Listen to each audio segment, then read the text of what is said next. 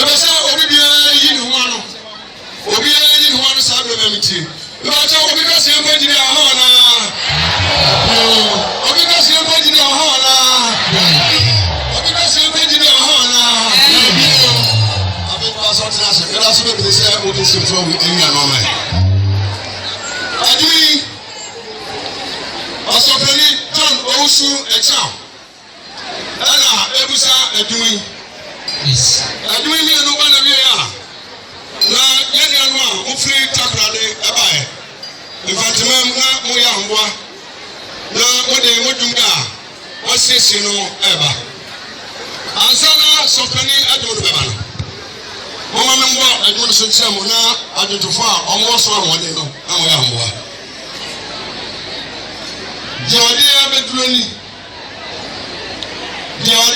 ni ɛna ɛyɛ mɛni dida. Adwuma ni enu efiri ɔsɔpɛni nkyɛn. Adwuma na stop yàtò ní enu nyinaa. Ebatɔ maa mo di adotofo ne mu nyinaa nkwadaa mo nyinaa nkɔtena so. Mo fi ɛni hɔ. Ɛbawukyɛw ankran efiri general secretary ɔsɔpɛni Samuel Osubuate asoɛ. Hyɛ ɛyɛ obi ni accreditation a. Yàtọ̀ so protocol no a wọ́n kwan sẹ́ wọ́n bá ntuntun a ẹbẹ̀ ní dùnà bíà sẹ́ wọ́n kyẹ́ nfoni sẹ́ wọ́n yẹ tiẹ̀ yàtọ̀ ọ̀ ẹ̀ pásítà ẹ̀dí àwọn ẹ̀mí sẹ́ kyẹ́ tètè sọ́ fún ọ òbí nà ní fún mi atọ́ ẹ̀sọ́ kọ́ ọdún bá wọ́n yẹ kyẹ́ tètè sọ́ sáà kyẹ́ wọ́n kẹ́ ní bí iná kọ́ ọdún bá yàtọ̀ sẹ́ òbí yà ní kwan sẹ́ ọ̀gá tó program ìdí ẹ̀sán o. Yàtọ̀ náà ama accreditation a ọmọ ẹ̀ protocols ọmọ kọ́ ọ́n lọ́wọ́ fífi náà ọmọ ní ìgbà bíà process MCs ẹ̀sán obi yẹn lọ́wọ́ fífi náà bí a lè tán fún níbi à yàrá àtúnyà sẹ́ sọ ẹ̀yẹ ìṣẹ̀mú yìí náà obi pẹ̀ kóòpù ní náà kọ̀ṣẹ́ yàrá sísẹ̀ ànàbọ̀ yìí obi àkọ́kọ́ yìí bíà ọ̀fọ̀ yìí ní ẹ̀múra náà lè máa fò.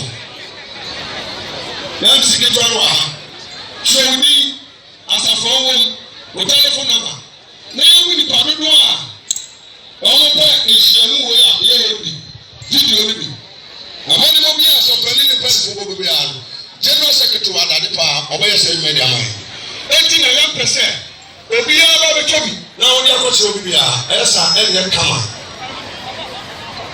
mo sɛ asɛm yi ɛnso ɛma mi maame ba asɛ ɛmra.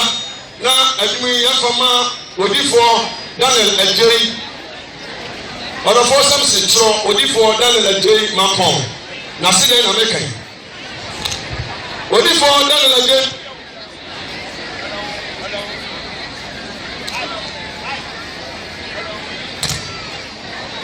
hello odifoɔ Daniel Adjei ɔyɛ sɛkyerɛ mantam nyinaa adifoɔ pɛni odifo nse yana ɔso nyankopɔn ase ɛma no ɛnyɛ biribi asɛ owuo bɛgyina na boboa no na ka ɔpɛ sɛ ɔfa ne yere gyidi mpaaba a ano ɔten na aburu oduafoɔ bi asa na odwuma no ɔsɔpɛni John Owusu ɔsɔpɛni Thomas Ebi Bɛpa adifoɔ nyinaa pɛni sɔpɛni Samuel Amoako asasakafoɔ nyinaa pɛni odifoɔ ɔsɔfoɔ ayɛ popo yɛn a wɔde kɔ da so wɔn ti na ma wɔn ti aseɛ mpaboa yɛ wɔn ti nyinaa odifoɔ asɔfo sɛ abɔfra bɛ sisi ne kan yɛ na ka wɔn yɛ yɛ yɛ wɔn ma wɔn yi aso yɛ to odifoɔ yɛ apapa mu a asɔfo mpanyinfo nyinaa ɛnna yɛso ti bi kasi yɛ papa asɛlɛ la pɛlɛ la ɛna aso ti aseɛ ɔyɛ pɛlɛ la ɛma ma wɔ. Ọbaasi a ọbẹsi ọmọ yẹ sẹ yẹyẹ aliyẹ yẹn lu yẹ náà kọ sẹ owó ọbẹyẹ náà wà á ale náà yẹ sẹ mi yẹn mu obi fọ pẹlẹ náà lẹ lẹ ale ní yẹ tẹlẹ ta sẹ ọmọ yẹ tẹ mi naa sọ pẹlẹ ní fi fa ọmọ yẹ ẹ dà sẹ sẹ bọbọ bẹ sẹ sẹ ọmọ fẹlẹ ní yẹ sẹ lẹ ní ta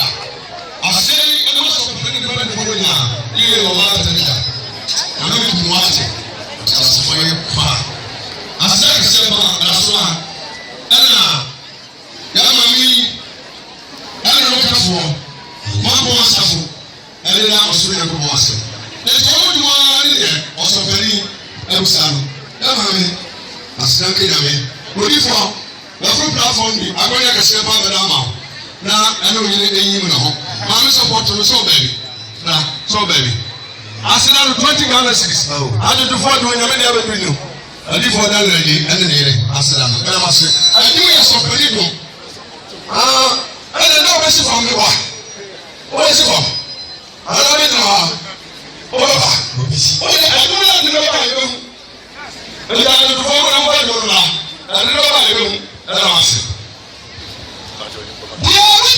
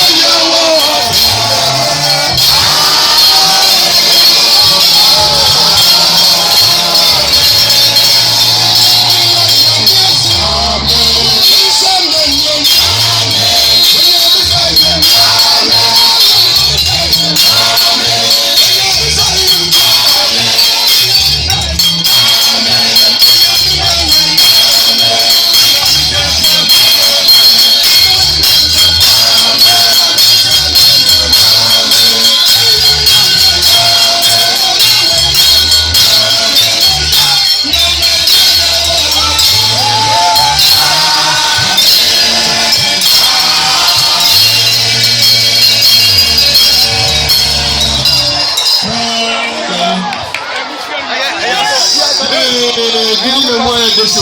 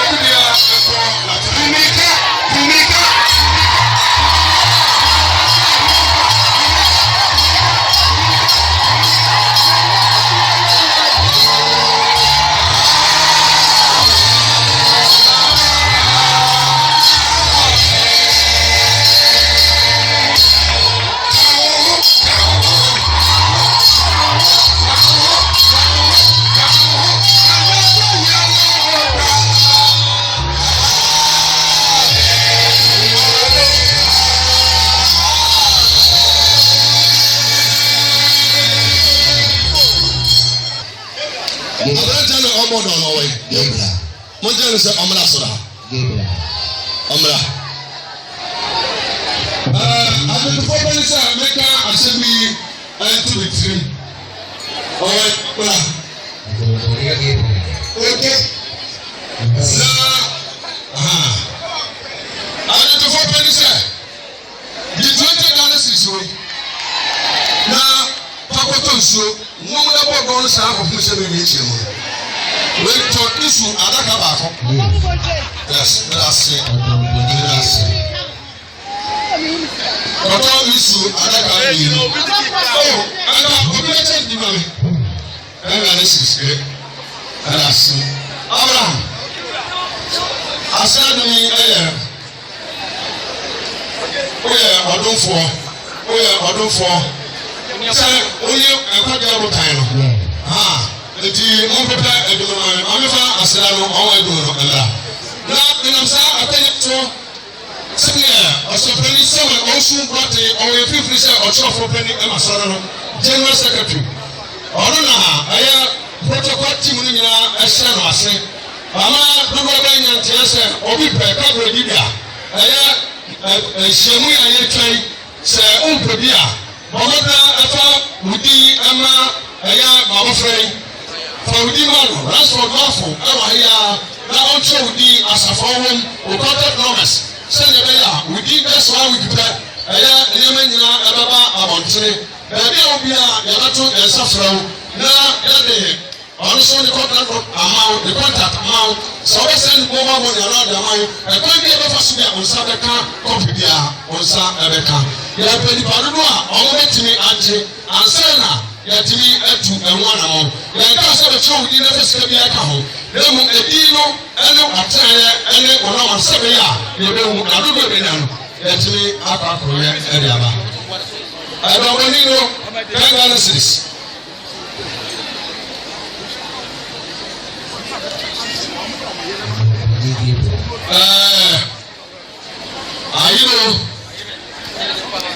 ayi papa oyɛ ɔdomfoɔ no ɛyɛ odifoɔ ba lizi yee maa lizi bra maami lizi ɛyɛ palestine ɔsomfoɔ palestine ɔsomfoɔ ɔmo na ebusa dum yi ɔsomfoɔ ne deɛ nom asena dum o ɔda ase 20 Ghana cedis yɛ maame Elizabeth maame patro bɛte samson asena no maame lisi deɛ no yɛ 500 ɛna ɔsomfoɔ ne deɛ no yɛ 20 Ghana cedis na 70 Ghana cedis patro de right patro yɛ abɔnten bɛ asena no ɔsi ne sɛ ɛyɛ yɛ maame lisi sɛ ɔha ɔfɛ mu o nanka ɔnte ase nɛ batɔ katɔntini yi tura sise didi ne di fo ba na ɔso na nkopɔn na ɔyɛ ɔsa ɛna ɔhyira wo nanka ɔtɛnfo pɛsɛ nkurɔfa no nomu ɛnyɛ bibi asɛ meka sɛ bi akyerɛ wo dɛ ɔsɔpɛni Paul ago ne ba nkasa paa ani ɔhyɛ ma mi sɛ yɛ bi a ɔno ɔsɛ ɛdɛ ne bi a ɔbɛti aseɛ ɛtu bɛyɛ wɔn asɛmpa ɔsɛ sɛ obi atena dua mu a ɔtɔ ne tiri sɛ aban na ewu ne sɛn eti yɛ maa mi sɛ ɔnyɛ gyidi wɔ wɔdi wɔnim n'akyi die da efisɛ ne papa ntoma nye ne nkwa ɛna ne maame ntoma nye ne nkwa na ɔno na bɛ ɔba a ɔwɔ mu no ɛna bɛtuma ama ne nkwa di do onim ani gyidi wɔ yɛ wɔ nim nti ɔne nnukwu gyidi so ne bɛtua na mo ɛbisa yɛ so ɛkuhwɛ aseɛ eduba bi kura no na ne papa apo no ɛwɔ ne manu kura sɛ ɔnka ne ma ho ne nyinaa ɔgye apinti ɛde bɛdu yɛ ɔresa ɔsomfoɔ yi sɛ ehyiamudi awɔ yi ɔsɔpɛni ne mpanimfoɔ nyinaa ɔbaa yi ɔnte sɛ biribi agye obi asamamu ama ehyiamu wɔntumi ama obusa adum yi ɛma asɔfoɔ ne asomfoɔ nkoa ɛna ɔsɔpɛni ayɛ ho protocol kura na afa o eti ɔsɔpɛni ayɛ